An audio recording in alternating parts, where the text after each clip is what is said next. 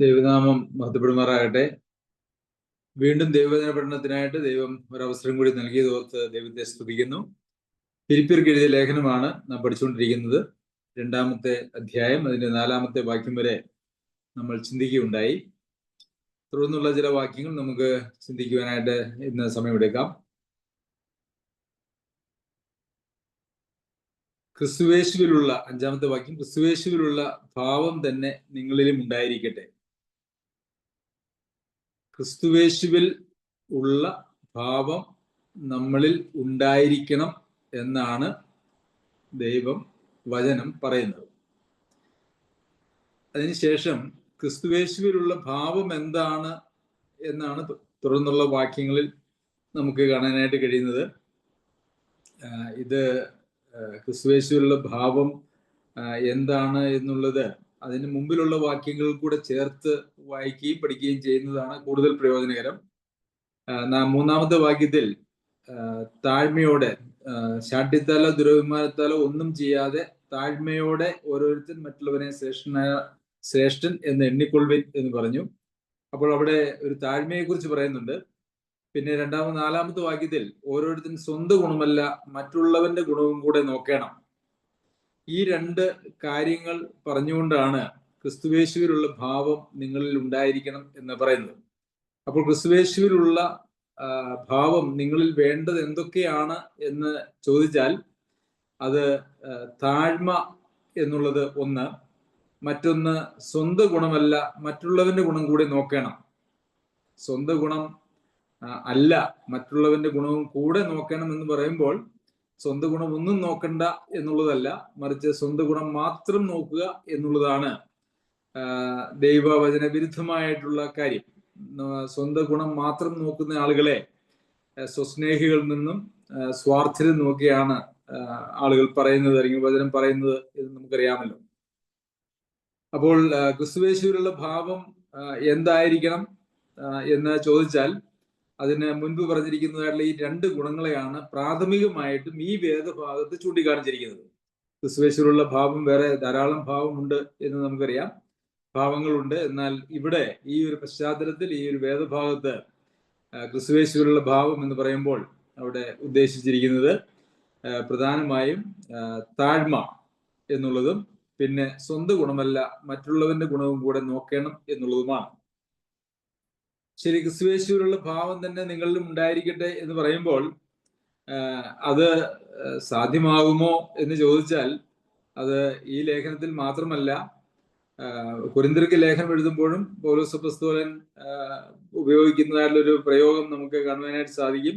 1-ാമത്തെ ലേഖനം 2-ാം അധ്യായത്തിന്റെ 16-ാം വാക്യത്തിൽ കർത്താവിന്റെ മനസ്സറിഞ്ഞ് അവനെ ഗ്രഹിപ്പിക്കാവുന്നവനാർ, നാമോ ക്രിസ്തുവിന്റെ മനസ്സുള്ളവരാകുന്നു. അപ്പോൾ ക്രിസ്തുവിന്റെ മനസ്സുള്ള ആളുകളാണ് ക്രിസ്ത്യാനികൾ, അല്ലെങ്കിൽ ക്രിസ്തുവിന്റെ മനസ്സ് ഉണ്ടായിരിക്കേണ്ട ആളുകളാണ് ക്രിസ്ത്യാനികൾ. അപ്പോൾ ക്രിസ്തുവേശുവിലുള്ള ഭാവം എനിക്ക് ആർക്കാണുള്ളത്, അതൊന്നും നടക്കുന്ന കാര്യമല്ല എന്ന് പറഞ്ഞാൽ അവർക്ക് ക്രിസ്ത്യാനി ആയിരിക്കുവാനായിട്ട് കഴിയുകയില്ല. അവർക്ക് ഏതെങ്കിലും ഒരു സഭയുടെ അല്ലെങ്കിൽ ഒരു കൂട്ടത്തിന്റെ അംഗത്വം അവർക്ക് ലഭിക്കും, അതിലൊരു അംഗമായിരിക്കാനായിട്ട് അവർക്ക് കഴിയും. എന്നാൽ ഒരു ക്രിസ്ത്യാനി ആയിരിക്കുവാൻ അല്ലെങ്കിൽ ഒരു ദൈവ പൈതലായിരിക്കുവാൻ അവർക്ക് കഴിയുന്നതല്ല.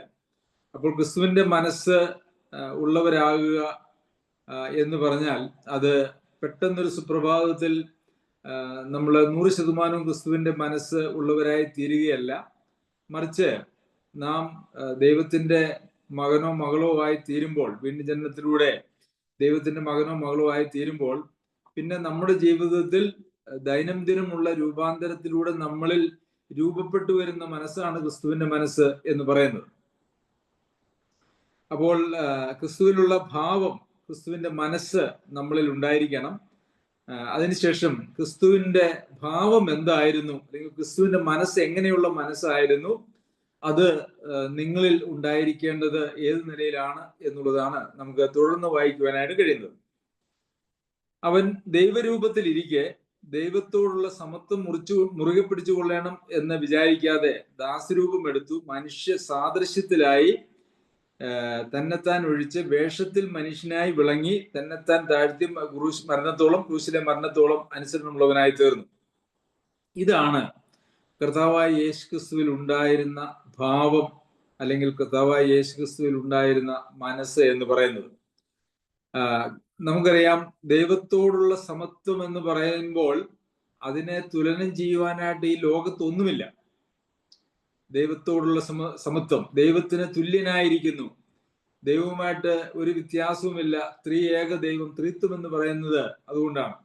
അപ്പോൾ ദൈവരൂപത്തിലിരിക്കെ ദൈവത്തോടുള്ള സമത്വം മുറുകെ പിടിച്ചു കൊള്ളണമെന്ന് വിചാരിക്കാതെ ഒരു മനുഷ്യൻ താഴ്മ ധരിക്കണം എന്ന് പറയുമ്പോൾ അത് എത്രയോ കർത്താവായ യേശുക്രിസ്തു ദൈവരൂപത്തിൽ ദൈവത്തോടുള്ള സമത്വം വിട്ട് താഴേക്ക് ഒരു മനുഷ്യനായി വന്നു എന്ന് പറയുമ്പോൾ കർത്താവായ യേശുക്രിസ്തുവിൽ ഉണ്ടായ താഴ്മ എന്ന് പറയുന്നത്, മനുഷ്യൻ താഴ്മ ധരിക്കണം എന്ന് പറയുമ്പോൾ ഉണ്ടാകുന്ന താഴ്മയുമായിട്ട് ഭയങ്കര വ്യത്യാസമുണ്ട്.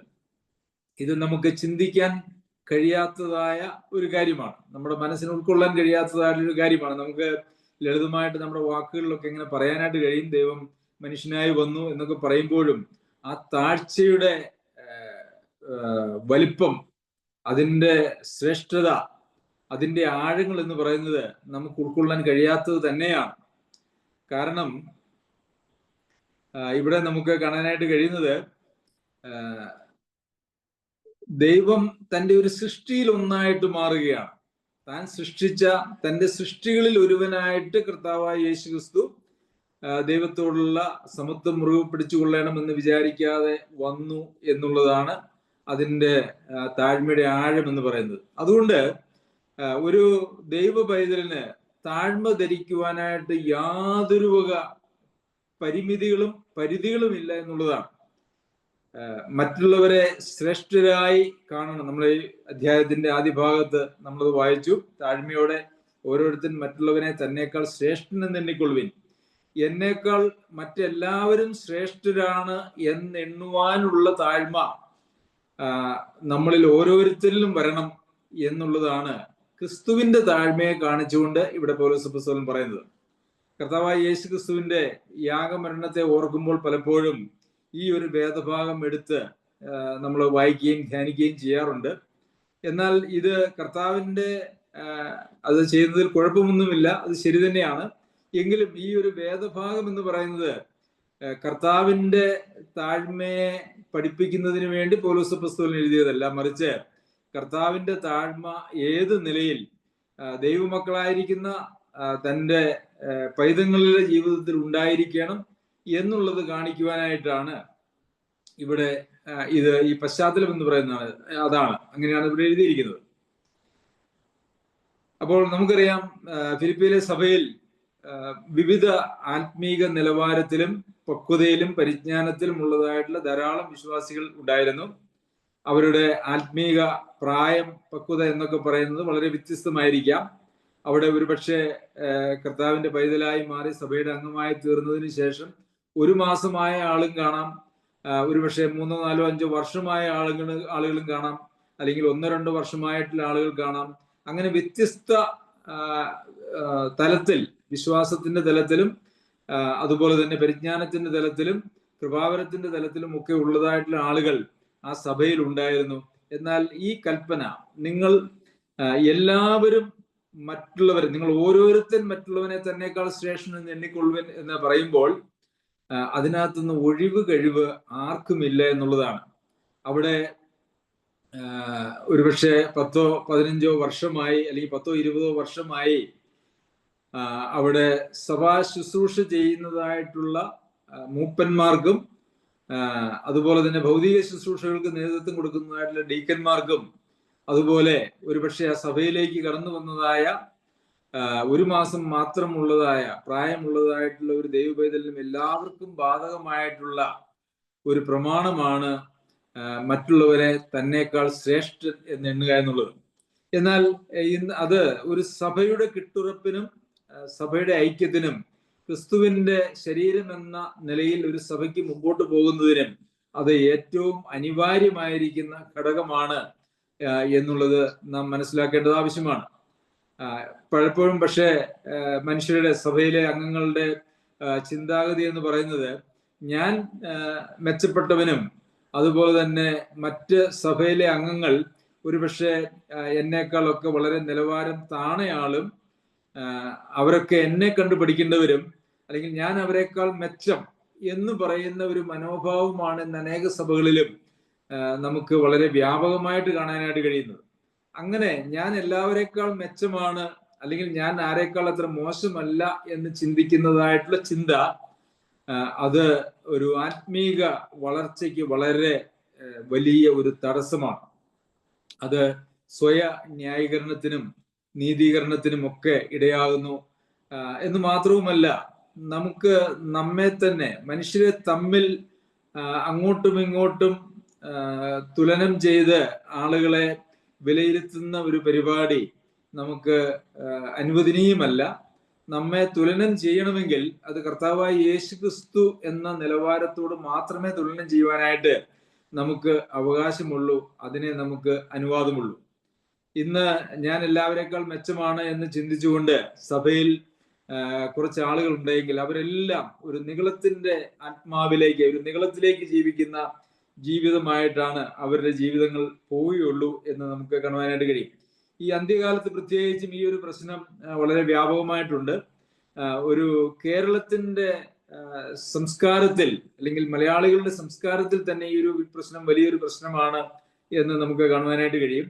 എന്ന് മാത്രമല്ല, ആദ്യകാലത്ത് ദുർഘട സമയങ്ങൾ വരുമെന്ന് എന്നറിയുക എന്ന് പറഞ്ഞതിന് ശേഷം അവിടെ പറഞ്ഞിരിക്കുന്നതായിട്ടുള്ള പാപങ്ങളിൽ ബഹുഭൂരിപക്ഷവും മനുഷ്യന്റെ ഉന്നത ഭാവത്തെക്കുറിച്ചോ ഒക്കെയുള്ള കാര്യങ്ങളാണ് എന്ന് നമുക്ക് മനസ്സിലാക്കുവാനായിട്ട് കഴിയും. അവിടെ നമ്മൾ സ്വസ്നേഹം എന്ന് പറയുന്നത് കാണുന്നുണ്ട്. സ്വസ്നേഹം എന്ന് പറയുന്നത് അവര് തങ്ങളെ തന്നെ സ്നേഹിച്ച് തങ്ങളെ തന്നെ ഉയർത്തുന്നവരാണ്. വമ്പ് പറയുന്നവര് എന്ന് പറഞ്ഞാൽ അവര് തങ്ങളെ തന്നെ വലിയവരായി പറയുകയാണ് ചെയ്യുന്നത്. അഹങ്കാരികൾ എന്ന് പറയുന്നത് അവർക്കുള്ളതിനെ കുറിച്ചോ ഉണ്ട് എന്ന് വിചാരിക്കുന്നതിനെ കുറിച്ചോ ഉന്നത ഭാവം നയിക്കുന്നവർ എന്നുള്ളതാണ്. ദൂഷകന്മാരെന്ന് പറയുമ്പോൾ ഞാൻ മറ്റുള്ളവരെ പോലെ എല്ലാവരെക്കാൾ മെച്ചമാണ് എന്നാണല്ലോ പലപ്പോഴും ഈ ദൂഷകന്മാർ പറയുന്നത്. അതുപോലെ തന്നെ അനുസരിക്കാത്തവർ എന്ന് പറയുമ്പോഴും അവിടെ അഹങ്കാരത്തിന്റെ ഒരു കാര്യമാണ് ഇരിക്കുന്നത്. അതുപോലെ തന്നെ വാത്സല്യമില്ലാത്തവർ എന്ന് പറയുമ്പോൾ അവര് നിഗളികളുടെ ഒരു സ്വഭാവമാണത്. ഇണങ്ങാത്തവര്, അജിതേന്ദ്രിയന്മാര്, ഉഗ്രന്മാര്, ധാർഷ്ട്യക്കാര്, നിഗളികൾ. പ്രിയമുള്ളവർ, ഇവിടെ പറഞ്ഞിരിക്കുന്ന 14ഓളം പാപത്തിൽ ഏകദേശം 10ഓളം നേരിട്ടോ പരോക്ഷമായോ മനുഷ്യന്റെ ഈ ഉന്നത ഭാവത്തെ സംബന്ധിച്ച് പറയുന്ന കാര്യങ്ങളാണ് എന്നുള്ളത് നാം മനസ്സിലാക്കണം. ദൈവം മുമ്പാകെ ഏറ്റവും ക്രൂരവും അതുപോലെ തന്നെ ഗൗരവമുള്ളതായിട്ടുള്ള ഒരു ഭാവമാണ് മറ്റുള്ളവരെ കുറച്ചു കാണിക്കുകയും തങ്ങളെ തന്നെ മറ്റുള്ളവരുടെ മേൽ ഉയർത്തുവാനും ഉള്ള ഒരു മനോഭാവം എന്ന് പറയുന്നത്. അതുകൊണ്ട് മനുഷ്യരെല്ലാവരും, ദൈവമക്കൾ എല്ലാവരും കണ്ടുപഠിക്കേണ്ടത് മറ്റ് മനുഷ്യരിൽ നിന്നല്ല, മറിച്ച് കർത്താവായ യേശു ക്രിസ്തുവിൽ നിന്നാണ്. ദൈവമായിരിക്കെ ദൈവത്തോടുള്ള സമത്വം മുറുകെ പിടിക്കണം എന്ന് വിചാരിക്കാതെ ദാസരൂപമെടുത്തു, മനുഷ്യ സാദൃശ്യത്തിലായി, വേഷത്തിൽ മനുഷ്യനായി വിളങ്ങി. മനുഷ്യ സാദൃശ്യത്തിലായി എന്ന് പറയുമ്പോഴും വേഷത്തിൽ മനുഷ്യനായി വിളങ്ങി എന്ന് പറയുമ്പോഴും അവിടെ നമ്മൾ മനസ്സിലാക്കേണ്ടതായിട്ടുള്ള കാര്യം എന്ന് പറയുന്നത് യേശു ക്രിസ്തുവിന്റെ ദൈവത്വം അതിനുള്ളിൽ ഉണ്ട് എന്നുള്ളത് കൊണ്ടാണ് ഈ രണ്ട് പ്രയോഗങ്ങൾ നമുക്ക് പ്രത്യേകമായിട്ട് അവിടെ കാണുവാനായിട്ട് കഴിയുന്നത്. അങ്ങനെ മനുഷ്യനായിട്ട് താഴ്ത്തിയത് മാത്രമല്ല, ക്രൂശിലെ മരണത്തോളം അനുസരണമുള്ളവനായി തീർന്നു. അന്നത്തെ നിലയിൽ ഏറ്റവും ശപിക്കപ്പെട്ടതായിട്ടുള്ള ഒരു മരണമാണ് അന്നത്തെ റോമൻ സാമ്രാജ്യത്തിൽ ക്രൂശിച്ച് കൊല്ലുക എന്ന് പറയുന്നത്. അപ്പോൾ ഒരു മനുഷ്യനായി വന്നു എന്ന് മാത്രമല്ല, ഒരു മനുഷ്യൻ കടന്നുപോയ ഏറ്റവും നീചമായിട്ടുള്ള മരണത്തിലൂടെ കർത്താവായ യേശു ക്രിസ്തു കടന്നുപോയി. അപ്പോൾ നമ്മുടെ താഴ്മയ്ക്ക് വെച്ചിരിക്കുന്നതായിട്ടുള്ള പ്രമാണം അല്ലെങ്കിൽ നിലവാരം എന്ന് പറയുന്നത് ഇതാണ്. ഈ നിലവാരത്തിൽ ആണ് നാം എത്തേണ്ടത്. എന്നാൽ പ്രിയമുള്ളവരെ, ഈ ഒരു നിലവാരത്തിലേക്ക് ചിന്തിക്കാൻ കഴിയാത്ത, അതായത് താഴ്മയില്ലാതെ എന്ന് വരുമ്പോൾ അതിന്റെ അർത്ഥം എന്ന് പറയുന്നത് അവിടെ അതിനോട് ചേർന്ന് പറഞ്ഞിരിക്കുന്നത് ശാഠ്യവും ദുരഭിമാനവും എന്നാണ്. ഇന്ന് ശാഠ്യക്കാരും ദുരഭിമാനികളുമായിട്ടുള്ള ആളുകളെ കൊണ്ടാണ് അനേക സഭകൾ എന്ന് വിളിക്കപ്പെടുന്നതായിട്ടുള്ള കൂട്ടങ്ങൾ നിറഞ്ഞിരിക്കുന്നത്.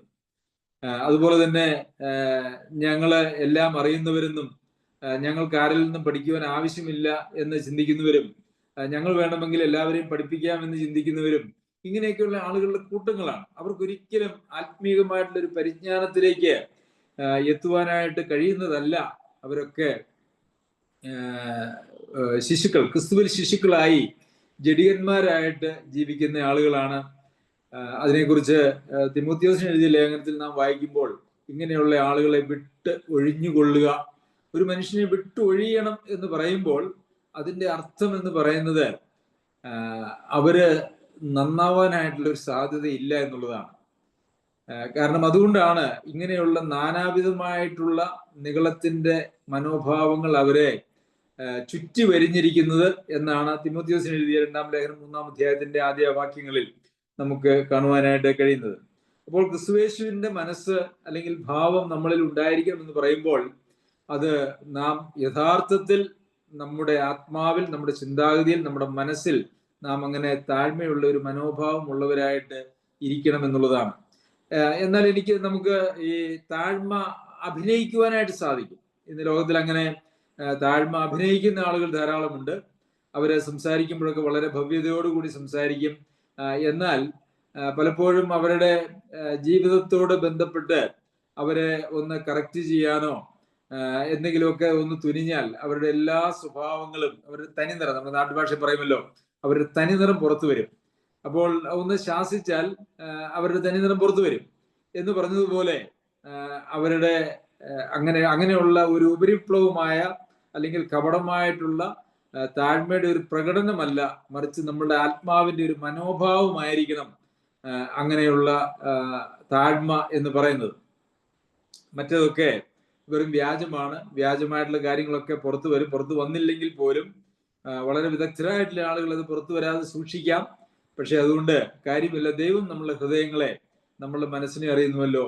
കർത്താവിന്റെ ന്യായാസനത്തിന് മുമ്പാകെ നിൽക്കുമ്പോൾ നമുക്ക് എങ്ങനെ അവിടെ നിന്നും തെറ്റി ഒഴിയുവാനായിട്ട് കഴിയും? അങ്ങനെ ഈ താഴ്മ ധരിക്കുന്ന ആളുകൾക്ക് മാത്രമേ ആത്മീയമായിട്ടുള്ള ഒരു പുരോഗതിക്കോ, ഒരു പുരോഗതി മാത്രമല്ല അവരെ പ്രയോജനമുള്ളവരായി തീരണമെങ്കിൽ താഴ്മ ധരിക്കേണ്ടത് ആവശ്യമാണ്. ഈ താഴ്മ ധരിച്ചില്ല എങ്കിൽ അതിൻ്റെ മറുവശം എന്ന് പറയുന്നത് അവർ നിഗളികളായിരിക്കും എന്നുള്ളതാണ്. നിഗളികളെ കുറിച്ച് പറയുന്നത് ദൈവം നിഗളികളോട് എതിർത്ത് നിൽക്കുന്നു, താഴ്മയുള്ളവർക്കോ കൃപ നൽകുന്നു. ദൈവം നിഗളികളോട് എതിർത്ത് നിൽക്കുന്നു. അപ്പോൾ ദൈവത്തിന്റെ പ്രതിപക്ഷത്താണ് നിഗളമുള്ള ആളുകൾ. ദൈവം അവരുടെ കൂടെയല്ല, മറിച്ച് അവർക്ക് എതിർപക്ഷത്താണ് നിൽക്കുന്നത്. അവർക്ക് ദൈവത്തിന്റെ അടുക്കിലേക്ക് ചെല്ലുവാനായിട്ട് ഒരിക്കലും കഴിയുന്നില്ല. യഥാർത്ഥത്തിൽ ഒരു ശ്രേഷ്ഠദൂതൻ പിശാചായി മാറിയതും അതുപോലെ തന്നെ മനുഷ്യനെ യഥാർത്ഥത്തിൽ അങ്ങനെയുള്ള ഒരു വലിയ കെണിയിലേക്കാണ് സാത്താൻ കൊണ്ടുപോയത് എന്ന് നമുക്ക് കാണുവാനായിട്ട് കഴിയും. മനുഷ്യനോട് പറഞ്ഞതും നീ വലിയവനാകും, നിന്നെ വലിയവനാക്കാം, നീ ഈ പഴം പറിച്ച് തിന്നാൽ നിനക്കിനി ദൈവത്തെ പോലെ ആകാം, നിനക്കിനി ദൈവവുമായിട്ടുള്ള ഒരു ബന്ധവും ആവശ്യമില്ല, നന്മയും തിന്മയും എന്താണെന്നൊന്നും അറിയുവാനായിട്ട് ദൈവത്തിന്റെ അടുക്കിലേക്ക് നിനക്ക് പോകേണ്ട ആവശ്യമില്ല, നിനക്ക് ദൈവത്തെ പോലെ ആകാം എന്നുള്ളതായിട്ടുള്ള കാര്യമാണ് അവിടെയും പിശാച് ഉപയോഗിച്ചതായിട്ടുള്ള തന്ത്രം. കർത്താവിന്റെ അടുക്കൽ വരുമ്പോഴും കർത്താവിനെ പരീക്ഷിച്ച പരീക്ഷയിലും കർത്താവിന് ഈ ലോകവും അതിന്റെ സകല അധികാരവും കൊടുക്കാം, അവിടെയും കർത്താവിനെ ഉന്നതനാക്കാം എന്നുള്ള ഒരു ആലോചന അല്ലെങ്കിൽ ഒരു തന്ത്രമാണ് സാത്താൻ എടുക്കുന്നത് എന്ന് നമുക്ക് കാണുവാനായിട്ട് കഴിയും. ഈ താഴ്മ അല്ലെങ്കിൽ താഴ്മയില്ലായ്മ അല്ലെങ്കിൽ നിഗളം, അഹങ്കാരം എന്നൊക്കെ പറയുന്നതായിട്ടുള്ള ആ സ്വഭാവം എത്രയോ ദൈവസന്നിധിയിൽ സ്വീകാര്യമല്ലാത്തതും പൈശാചികവുമാണ് എന്ന് ഈ നാളുകളിൽ മനുഷ്യർക്ക് മനസ്സിലാവുന്നില്ല എന്നുള്ളതാണ് ഒരു യാഥാർത്ഥ്യം. കാരണം അവർക്ക് ഇതൊരു പൊതുവിലുള്ള ഒരു സ്വഭാവ വൈകൃതമായിട്ട്, ആത്മീക സ്വഭാവ വൈകൃതമായിട്ട് ഇന്ന് തലമുറകളിൽ പടർന്നു കിടക്കുന്നുണ്ട് എന്നുള്ളതാണ് യാഥാർത്ഥ്യം. ആരെയും അംഗീകരിക്കാതിരിക്കുക, ആരെയും ബഹുമാനിക്കാതിരിക്കുക, ആർക്കും വിധേയപ്പെടാതിരിക്കുക, സ്വന്തം കാര്യം നോക്കുക, എല്ലാവരെയും തന്റെ കീഴിൽ നിർത്തുവാനായിട്ട് ശ്രമിക്കുക, ഇതെല്ലാം പൈശാചികമായിട്ടുള്ള സ്വഭാവ വിശേഷങ്ങളാണ്. അതുകൊണ്ടാണ് കർത്താവായ യേശുക്രിസ്തുവിൽ ഉണ്ടായിരുന്ന ആ ഭാവം തന്നെ, ആ താഴ്മയുടെ ഭാവം തന്നെ നിങ്ങളിലും ഉണ്ടായിരിക്കണം എന്നിവിടെ പറഞ്ഞിരിക്കുന്നത്. നമുക്ക് കൊരിന്ത്യർക്ക് എഴുതിയ 2-ാം ലേഖനത്തിലും കർത്താവിന്റെ മനോഭാവത്തെ കുറിച്ച് അവിടെ കുറച്ചുകൂടി വ്യക്തമായ ഒരു കാര്യം എഴുതിയിട്ടുള്ളത് നമ്മൾ വായിച്ചാൽ നമുക്ക് ഇപ്രകാരം വായിക്കാൻ പറ്റും. 8-ാം അധ്യായത്തിന് 9-ാം വാക്യത്തിൽ നമ്മുടെ കർത്താവായ യേശുക്രിസ്തു സമ്പന്നനായിരുന്നിട്ടും അവന്റെ ദാരിദ്ര്യത്താൽ നിങ്ങൾ സമ്പന്നരാകേണ്ടതിന് നിങ്ങൾ നിമിത്തം ദരിദ്രനായി തീർന്ന കൃപ നിങ്ങൾ അറിയുന്നുവല്ലോ. കർത്താവായ യേശുക്രിസ്തു സമ്പന്നനായിരുന്നു. കർത്താവായ യേശുക്രിസ്തു നിങ്ങളെ സമ്പന്നരാക്കുന്നതിന് വേണ്ടി എങ്ങനെ നിങ്ങളെ സമ്പന്നരാക്കണമെങ്കിൽ എങ്ങനെയാണ്? ദാരിദ്ര്യം, അതായത് ആ താഴ്മ വേഷത്തിൽ മനുഷ്യനായി വരേണ്ടത് ആവശ്യമാണ്. അത് അങ്ങനെ ദരിദ്രനായി തീർന്ന കൃപ നിങ്ങൾ അറിയുന്നുവല്ലോ എന്നാണ്. അപ്പോൾ ദരിദ്രനായി തീരുക അല്ലെങ്കിൽ താഴ്മ ധരിക്കുന്നത് എന്ന് പറയുന്നത് യഥാർത്ഥത്തിൽ എന്താണെന്നാണ് അവിടെ കാണുന്നത്? ദരിദ്രനായി തീർന്ന കൃപ. അതുകൊണ്ടാണ് താഴ്മയുള്ളവർക്ക് അവൻ കൃപ നൽകുന്നു എന്ന് നമ്മൾ വായിക്കുന്നത്. പ്രിയമുള്ളവരെ, ദൈവസന്നിധിയിലും അതുപോലെ തന്നെ മനുഷ്യരുടെ മുമ്പാകെയും താഴ്മയുള്ള ആളുകൾക്ക് മാത്രമേ ദൈവത്തിന്റെ കൃപ ലഭിക്കുകയുള്ളൂ. നാം താഴ്മയുള്ളവരാണെങ്കിൽ ദൈവത്തിന്റെ കൃപയ്ക്ക് വേണ്ടി അങ്ങനെ ചോദിക്കേണ്ടതായിട്ടുള്ള ആവശ്യമില്ല. താഴ്മ നാം ധരിക്കുമ്പോൾ കൃപ നമ്മളിലേക്ക് ധാരാളമായിട്ട് വരും. ഇനി അല്ല, നമ്മൾ നിഗളികളായിട്ട് നിലനിന്നുകൊണ്ട് കൃപ തരണമേ എന്ന് പ്രാർത്ഥിച്ചാൽ നമുക്ക് കൃപയൊട്ട് ലഭിക്കുകയുമില്ല എന്നുള്ളതാണ് അതിന്റെ യാഥാർത്ഥ്യം. അതുകൊണ്ട് പ്രിയമുള്ളവരെ, ഈ ഒരു കാര്യത്തെ ഏറ്റവും ഗൗരവമായിട്ട് നമ്മുടെ ജീവിതത്തിൽ നാം എടുക്കേണ്ടത് ആവശ്യമാണ്. ദൈവം നമ്മളുടെ പ്രതിപക്ഷത്താകുന്നത് നമുക്കൊരിക്കലും യോഗ്യമല്ല, അത് ശുഭമല്ല, അത് വലിയ ഒരു നഷ്ടമാണ്. അത് ആത്യന്തികമായിട്ടുള്ള ഒരു നഷ്ടത്തിലേക്ക് മാത്രമേ അത് പോവുകയുള്ളൂ എന്നുള്ളത് നാം ഓർക്കണം. അതിനുശേഷം ഇവിടെ നമുക്ക് കാണാനായിട്ട് കഴിയുന്നത്, അങ്ങനെ താഴ്മ പ്രാപിച്ച കർത്താവിനോട് ദൈവം പിതാവ് എന്ത് ചെയ്തു എന്നുള്ളതാണ്. അതുകൊണ്ട് ദൈവവും അവനെ ഏറ്റവും ഉയർത്തി. അപ്പൊ ഏറ്റവും താഴ്ത്തി എന്ന് പറയുമ്പോൾ അവനെ ഏറ്റവും ഉയർത്തി എന്നാണ്, അല്ലെ? അവിടെ നമ്മൾ വായിക്കുന്നത് അങ്ങനെയാണ്. തന്നെ താഴ്ത്തി, ക്രൂശിലെ മരണത്തോളം തന്നെ താഴ്ത്തി. അതുകൊണ്ട് എന്ത് ചെയ്തു? ദൈവം അവനെ ഏറ്റവും ഉയർത്തി.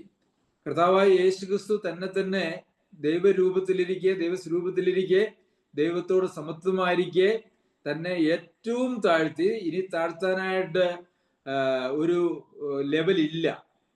ദൈവത്തിന് താഴ്ത്താനായിട്ട് ഇനി ഒരു ലെവൽ ഇല്ല. അങ്ങനെ ഏറ്റവും താഴ്ത്തിയപ്പോൾ പിതാവ് കർത്താവിനെ ഏറ്റവും ഉയർത്തി. അപ്പോൾ ഇവിടെ ഉയർത്തുക എന്ന് പറഞ്ഞാൽ യഥാർത്ഥത്തിൽ ഇന്ന് നമുക്ക് സഭകളിലൂടെയുള്ള പ്രസംഗങ്ങളിലൊക്കെ ഉയർത്തുക എന്ന് പറഞ്ഞാൽ പൊതുവെ ഈ ഭൗതിക ലോക ജീവിതത്തിൽ പ്രൊമോഷൻ കിട്ടുന്നതോ അല്ലെങ്കിൽ വലിയ ധനം സമ്പാദിക്കുന്നതോ പേരും പ്രശസ്തിയും ഉണ്ടാകുന്നതോ അല്ലെങ്കിൽ വലിയ പ്രാസംഗികർ എന്നുള്ള നിലയിൽ ആത്മീക ലോകത്ത് വിളങ്ങപ്പെടുന്നതോ ഒക്കെയാണ് ഉയർത്തുക എന്ന് പറയുന്നത് കൊണ്ട് ഉദ്ദേശിക്കുന്നത്. എന്നാൽ പ്രിയമുള്ളവരെ, അതൊന്നും ശരിയല്ല.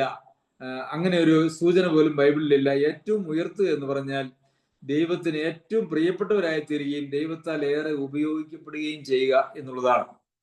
അതിനുള്ള വഴി എന്ന് പറയുന്നത് നമ്മളെ ഏറ്റവും താഴ്ത്തുക എന്നുള്ളതാണ്.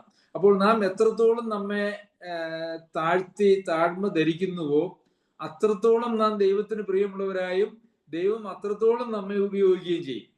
അപ്പോൾ നമ്മുടെ താഴ്മയുടെ നിലവാരമാണ് നമ്മളെ ഉപയോഗിക്കുന്നതിന്റെ മാനദണ്ഡം, അല്ലെങ്കിൽ നമ്മെ ഉയർത്തുന്നതിന്റെ മാനദണ്ഡം എന്ന് പറയുന്നത്. അപ്പോൾ നാം താഴ്മ ധരിക്കുന്നില്ല എങ്കിൽ, നാം ഉന്നതഭാവമുള്ള ആളുകളാണെങ്കിൽ ദൈവത്തിന് മുമ്പാകെ നമ്മൾ കേവലം ഒരു വട്ടപൂജ്യം എന്ന് മാത്രമേ പറയുവാനായിട്ടുള്ളൂ. എന്നിട്ട് ഏറ്റവും ഉയർത്തി എന്ന് പറയുമ്പോൾ അതിൻ്റെ ഒരു വിശദീകരണമാണ് പിന്നെ പറയുന്നത്.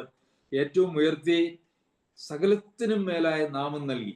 ഏറ്റവും ഉയർത്തിയതിന്റെ ഫലമായിട്ട് ഉയർത്തിയത് എങ്ങനെയാണെന്ന് ചോദിച്ചു കഴിഞ്ഞാൽ സകലത്തിന്റെയും മേലായ നാമം നൽകി. അങ്ങനെ ആ നാമത്തിങ്കൽ സ്വർലോകരുടെയും ഭൂലോകരുടെയും അധോലോകരുടെയും മുഴങ്കാലൊക്കെയും മടങ്ങുകയും എല്ലാ നാവും യേശുക്രിസ്തു കർത്താവ് എന്ന പിതാവായ ദൈവത്തിന്റെ മഹത്വത്തിനായി ഏറ്റുപറയുകയും ചെയ്യേണ്ടി വരും. എല്ലാ മുഴങ്കാലും മടങ്ങും. ഇന്ന് ഈ ലോകത്ത് മടക്കാത്തതായിട്ടുള്ള എല്ലാവരും, അല്ലെ, യേശുവിനെ കർത്താവായിട്ട് സ്വീകരിക്കണം, യേശുവിനെ രക്ഷിതാവായിട്ട് സ്വീകരിക്കണം എന്നൊക്കെ പറയുമ്പോൾ അതിനെയൊക്കെ പുച്ഛിച്ച് തള്ളി കർത്താവിനെ പിന്തള്ളി പോകുന്നതായിട്ടുള്ള ആളുകളൊക്കെ അവർക്ക് ഒരു ദിവസം അവര് യേശുക്രിസ്തു കർത്താവാണ്, അവൻ എൻ്റെ കർത്താവാണ് എന്ന് ഏറ്റുപറയുകയും ചെയ്യേണ്ടി വരും. അവിടെ അവർ മനസ്സോടെ ഏറ്റുപറയുന്നതായിട്ടല്ല നാം കാണുന്നത്. മനസ്സോടെ ഏറ്റുപറയേണ്ട ഒരു കാലഘട്ടം ഈ കാലഘട്ടമാണ്.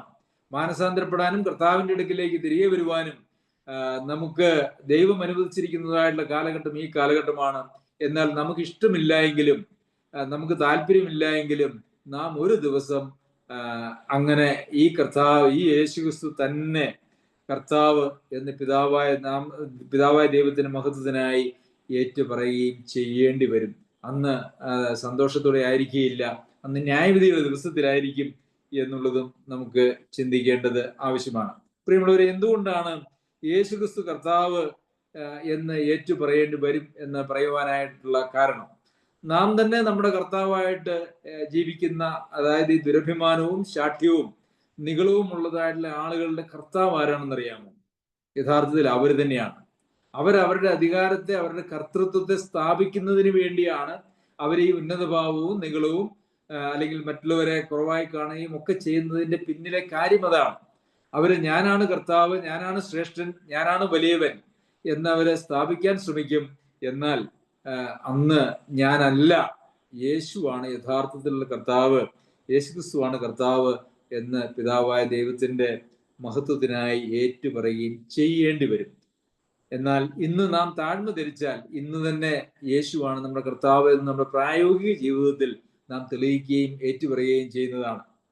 യേശുവിനെ കർത്താവായിട്ട് സ്വീകരിച്ച ഒരാൾക്കും ഒരിക്കലും ഉന്നത ഭാവത്തോടു കൂടി ഇരിക്കുവാനായിട്ട് കഴിയുന്നതല്ല എന്നുള്ളതാണ് അതിന്റെ മറുവശം എന്ന് പറയുന്നത്. കാരണം ഈ ഉന്നത ഭാവം യേശു കർത്താവാണെങ്കിൽ പിന്നെ യേശുവിനെ കർത്താവായി സ്വീകരിച്ച ആളുകൾ യേശുവിന്റെ ദാസന്മാരാണ്, അല്ലെ? യജമാനനും ദാസനും എന്നുള്ള ബന്ധം ഉണ്ട്. യേശു യജമാനാണെങ്കിൽ യേശുവിനെ യജമാനായിട്ട് സ്വീകരിച്ചു കഴിഞ്ഞാൽ അങ്ങനെ സ്വീകരിച്ചതായിട്ടുള്ള ആള് യഥാർത്ഥത്തിൽ ദാസനാണ്. ദാസൻ എങ്ങനെയാണ് താൻ വലിയവനാണ് എന്ന് ചിന്തിക്കാനും തന്നെ തന്നെ താഴ്ത്താതെ ഇരിക്കാനും കഴിയുക? അത് അസാധ്യമായിട്ടുള്ള ഒരു കാര്യമാണ്. അപ്പോൾ ഒരു വിശ്വാസി എന്ന് പേരുള്ളതായിട്ടുള്ള ഒരാൾ ഒരു നിഗളിയോ ഒരു ഉന്നത ഭാവമുള്ളവനോ അങ്ങനെയുള്ള സ്വഭാവങ്ങൾ കൊമ്പ് പറയുന്നവനോ ഒക്കെ ആണ് എങ്കിൽ അവരുടെ കർത്താവ് എന്ന് പറയുന്നത് യേശുവല്ല. അവരെ ഒരു വിശ്വാസി എന്നുള്ള നിലയിൽ പരിഗണിക്കുവാൻ പോലും കഴിയുകയില്ല. അതുകൊണ്ടാണ് അവരെ വിട്ടൊഴിഞ്ഞുകൊള്ളുവിൻ എന്ന് അവിടെ പറയുന്നു. ശരി, 12ാമത്തെ വാക്യം കൂടി നമുക്ക് നോക്കാം. അതുകൊണ്ട് പ്രിയമുള്ളവരെ, നിങ്ങൾ എല്ലായ്പ്പോഴും അനുസരിച്ചതുപോലെ ഞാൻ അരികത്തിരിക്കുമ്പോൾ മാത്രമല്ല, ഇന്ന് ദൂരത്തിരിക്കുമ്പോൾ ഏറ്റവും അധികമായി ഭയത്തോടും വിറയലോടും കൂടെ നിങ്ങളുടെ രക്ഷയ്ക്കായി പ്രവർത്തിപ്പിൻ. ഇവിടെ നമ്മൾ കഴിഞ്ഞ അധ്യായം പഠിച്ചപ്പോൾ ഈ ഒരു വാക്യം സ്പർശിച്ചതാണ്. ഇവിടെ അതുകൊണ്ട് എന്ന് പറയുന്നുണ്ട്. അപ്പോൾ അതുകൊണ്ട് എന്ന് പറയുമ്പോൾ എന്താണ് അവിടെ അർത്ഥമാക്കിയിരിക്കുന്നത്? അതിന് മുമ്പ് പറഞ്ഞിരിക്കുന്നതായിട്ടുള്ള വേദഭാഗങ്ങളുടെ അടിസ്ഥാനത്തിൽ കർത്താവായ യേശുക്രിസ്തു താൻ നമുക്ക് താഴ്മയുടെ ഒരു മാതൃകയാണ്. ആ കർത്താവ് തന്നെ ഏറ്റവും താഴ്ത്തി, അതുകൊണ്ട് ദൈവം ഏറ്റവും ഉയർത്തി ആ യേശുവിനെ കർത്താവ് എന്ന് ഏറ്റുപറയേണ്ടി വരും.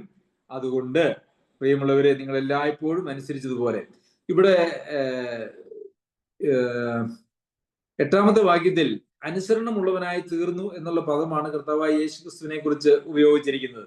തന്നെ താഴ്ത്തി അനുസരണമുള്ളവനായി തീർന്നു, ക്രൂശിലെ മരണത്തോളം തന്നെ അനുസരണമുള്ളവനായി തീർന്നു. അതുകൊണ്ട് പ്രിയമുള്ളവരെ, നിങ്ങൾ എല്ലായ്പ്പോഴും അനുസരിച്ചതുപോലെ എന്ന് പറയുമ്പോൾ ആ അനുസരണം അവരിൽ എല്ലായ്പ്പോഴും അനുസരിച്ചതുപോലെ, ഇതുവരെയും അനുസരിച്ചതുപോലെ എന്ന് മാത്രവുമല്ല, കർത്താവായ യേശുക്രിസ്തു തന്നെ താഴ്ത്തി പിതാവിന് വിധേയപ്പെട്ടതുപോലെ എന്നും നമുക്ക് അവിടെ വായിക്കുവാനായിട്ട് കഴിയും. ഞാൻ അരികത്തിരിക്കുമ്പോൾ മാത്രമല്ല ദൂരത്തിരിക്കുമ്പോഴും ഏറ്റവും അധികമായ ഭയത്തോടും വിറയലോടും കൂടെ നിങ്ങളുടെ രക്ഷയ്ക്കായി പ്രവർത്തിപ്പിൻ. ഇവിടെ 2 വാക്കുകൾ ഉപയോഗിച്ചിരിക്കുന്നുണ്ട്. എന്തൊക്കെയാണ്? ഭയം, വിറയൽ. എന്നാൽ ഇതിനു മുമ്പ് പൗലോസ് അപ്പോസ്തലൻ ഉപയോഗിച്ച 2 വാക്കുണ്ട്. അതെന്തൊക്കെയാണ്? ശാഠ്യം, ദുരഭിമാനം. ശാഠ്യത്താലോ ദുരഭിമാനത്താലോ ഒന്നും ചെയ്യരുത്. ഇവിടെ പറഞ്ഞിരിക്കുകയാണ് ഭയത്തോടും വിറയലോടും കൂടെ നിങ്ങൾ രക്ഷയ്ക്കായി പ്രവർത്തിക്കണം. പ്രിയമുള്ളവരെ, താഴ്മയുള്ള ആളുടെ ജീവിതവും അവരുടെ ശുശ്രൂഷകളും യഥാർത്ഥത്തിൽ വെളിപ്പെടുന്നത് ഈ ഒരു നിലയിലാണ്, ഭയത്തോടും വിറയലോടും കൂടെ. അവര് വലിയവരാണെന്നുള്ള ഒരു ചിന്ത അവർക്ക് ഉണ്ടാവില്ല. ഇത് സഭാ ശുശ്രൂഷകന്മാരെ കുറിച്ചല്ല, സഭയിലെ എല്ലാ വിശ്വാസികളെ സംബന്ധിച്ചും എല്ലാവരും സഭയിൽ ഒരു പരിധിവരെ ശുശ്രൂഷകന്മാരാണ്. ശുശ്രൂഷയില്ലാത്ത ഒരാളും ഒരു സഭയിൽ ഇല്ല എന്നുള്ളതാണ് യാഥാർത്ഥ്യം. വിവിധ നിലകളിൽ ആണ് എന്ന് മാത്രമേ ഉള്ളൂ. അപ്പോൾ ശാഠ്യവും അതുപോലെ തന്നെ മത്സരവുമല്ല, മറിച്ച് ദുരഭിമാനവുമല്ല, മറിച്ച് ഭയവും വിറയലുമാണ് ഒരു വിശ്വാസിയുടെ ജീവിതത്തിൽ ഉണ്ടായിരിക്കേണ്ടത്. അത് ഞാൻ കൂടെ ഉള്ളപ്പോൾ മാത്രമല്ല, ഞാൻ ദൂരെ ഉള്ളപ്പോഴും, ഞാൻ ദൂരത്തിരിക്കുമ്പോഴും ഏറ്റവും അധികമായി. ഇപ്പോൾ പൗലോസ് അപ്പോസ്തലൻ അവരുടെ കൂടെ ഉണ്ടായിരുന്നപ്പോഴുള്ള അവരുടെ ജീവിതത്തെ കുറിച്ച് പറയുന്നത് അവർ അനുസരണമുള്ളവരായിരുന്നു. അവർ ഭയത്തോടും വിറയലോടും കൂടെ തന്നെയായിരുന്നു അവർ ക്രിസ്തീയ ജീവിതത്തെ അവർ നയിച്ചിരുന്നത്. ഞാൻ പണ്ട് ആയിരുന്നതായിട്ടുള്ള സഭയിൽ ഈ ഭയത്തോടും വിറയലോടും കൂടിയുള്ള ജീവിതത്തെ കുറിച്ച് ഇതുപോലെ വേറെ വാക്യങ്ങളുണ്ട്. ആ വാക്യങ്ങളുടെ അടിസ്ഥാനത്തിൽ ഞാൻ ഒരു ദൈവവചന സന്ദേശം നൽകി. അതിനുശേഷം ഞാൻ ഇരുന്നതിന് ശേഷം ഒരു യുവാവ് 10-20 വയസ്സൊക്കെ എന്ന് കാണുകയുള്ളൂ, ഒരു യുവാവ് പ്രബോധനത്തിനായിട്ട് എഴുന്നേറ്റിട്ട് അദ്ദേഹം ആദ്യം പറഞ്ഞത്, സുജോങ്ങൾ പറയുന്നത് പോലെ എനിക്ക് അങ്ങനെ ഭയവും വിറയലും ഒന്നുമില്ല, എനിക്കതിൻ്റെ ആവശ്യവുമില്ല എന്നുള്ളതാണ്. എന്നാൽ ആ യുവാവ് ഇന്ന് ദൈവവിശ്വാസത്തിൽ പോലും ഇല്ല എന്നുള്ളതും ഞാൻ ഓർക്കുന്നു, ദുഃഖത്തോടെ ഓർക്കുന്നു. പ്രിയമുള്ളവരെ, ദൈവത്തോടുള്ള ഭയമാണ്, ദൈവത്തോടുള്ള വിശ്വസ്തതയാണ്, ദൈവം നമ്മളിൽ നിന്ന് ആഗ്രഹിക്കുന്ന ജീവിതത്തിന്റെ നിലവാരമാണ്, അതവിടെ എത്താത്തതിൻ്റെതായിട്ടുള്ള അതിലേക്ക് കാക്ഷിക്കുന്നതായിട്ടുള്ള നമ്മുടെ മനോഭാവമാണ് നമ്മളുടെ ജീവിതത്തെ യഥാർത്ഥത്തിൽ ഈ നിലയിൽ ഒരു ഭയത്തോടും വിറയലോടും കൂടെ ജീവിക്കുന്ന ജീവിതം എന്ന് പറയുന്നത്. ഇത് അങ്ങനെ ഈ ഭയത്തോടും വിറയലോടും കൂടെ നിങ്ങളെ രക്ഷയ്ക്കായി പ്രവർത്തിക്കണം എന്ന് പറയുമ്പോൾ എല്ലാവരും ഒരു ഭയത്തിന്റെ പേടിച്ചുള്ള ഒരു നിലയിൽ ജീവിച്ചു കൊള്ളണം എന്നല്ല അതിന്റെ അർത്ഥം എന്ന് പറയുന്നത്. പാപം എന്ന് പറയുന്ന വിഷയത്തെക്കുറിച്ച്, അനുസരണം എന്ന് പറയുന്ന വിഷയത്തെക്കുറിച്ച് വരുമ്പോൾ, അനുസരണക്കേട് എന്ന് പറയുന്ന വിഷയത്തെക്കുറിച്ച് വരുമ്പോൾ അവിടെ യഥാർത്ഥത്തിൽ ഭയം വേണം. അതാണ് പത്രോസും ലേഖനം എഴുതുമ്പോൾ ഇത് തന്നെയാണ് പറയുന്നത്. നീതിയോടെ ന്യായം വിധിക്കുന്നവനെ, ഓരോ മുഖപക്ഷം നോക്കാതെ ഓരോരുത്തരും അവനവന്റെ പ്രവൃത്തിക്ക് തക്കവണ്ണം ന്യായം വിധിക്കുന്നവനെ നിങ്ങൾ പിതാവ് എന്ന് വിളിക്കുന്നുവെങ്കിൽ നിങ്ങളുടെ പ്രവാസകാലം ഭയത്തോടെ കഴിപ്പിൻ. അതായത് അനുസരണക്കേട്, മറുതലിപ്പ്, ശാഠ്യം അല്ലെങ്കിൽ ദുരഭിമാനം എന്നുള്ള കാര്യങ്ങൾ നമ്മളുടെ ജീവിതത്തിൽ വരുന്നു എന്ന് കണ്ടാൽ അപ്പോൾ തന്നെ നാം ഭയപ്പെടേണ്ടത് ആവശ്യമാണ്. കാരണം നീതിയോടെ വിധിക്കുന്ന യാതൊരു പക്ഷഭേദവും ഈ ലോകത്തിൽ നമുക്ക് ആളുകൾ ഒത്തിരി പക്ഷഭേദം കാണിക്കും, അല്ലേ? മക്കളായതുകൊണ്ടുള്ള പക്ഷഭേദം, അല്ലെങ്കിൽ കുടുംബക്കാരായതുകൊണ്ട്, അല്ലെങ്കിൽ സുഹൃത്തുക്കളായതുകൊണ്ട്, അങ്ങനെ ബന്ധങ്ങൾ ഏതെങ്കിലുമൊക്കെ ബന്ധങ്ങൾ ഉള്ളതിന്റെ പേരിൽ ആളുകൾ പക്ഷഭേദം കാണിക്കാറുണ്ട്. എന്നാൽ പിതാവായ ദൈവത്തിന്റെ മുമ്പിൽ മുഖപക്ഷമില്ല. ഓരോരുത്തരും അവനവന്റെ പ്രവൃത്തിക്ക് തക്ക പ്രതിഫലം കൊടുക്കും എന്നാണ് നാം ഇവിടെ വായിക്കുന്നത്. പ്രിയമുള്ളവരെ, ദൈവം നമ്മെ സഹായിക്കട്ടെ. ഒരു ശരിയായ ആത്മീക കാഴ്ചപ്പാടിലേക്ക് വരേണ്ടത് ആ ആത്മീക ജീവിതത്തിൽ വളരുന്നതിന് ഏറ്റവും സുപ്രധാനമായിട്ടുള്ള കാര്യമാണ്. നാം ഇനിയും അടിസ്ഥാനപരമായിട്ടുള്ള ജീവിത പ്രമാണങ്ങൾ ഇനിയും സ്വായത്തമാക്കുകയും അതിനനുസരിച്ച് നാം ജീവിക്കുകയും ചെയ്യേണ്ടത് ആവശ്യമാണ്. ദൈവം അതിന് ഈ വചന പഠനത്തിലൂടെ ധാരാളമായി നമ്മെ സഹായിക്കട്ടെ. അവന്റെ അതിവിശുദ്ധ നാമം വാഴ്ത്തപ്പെടുമാറാകട്ടെ.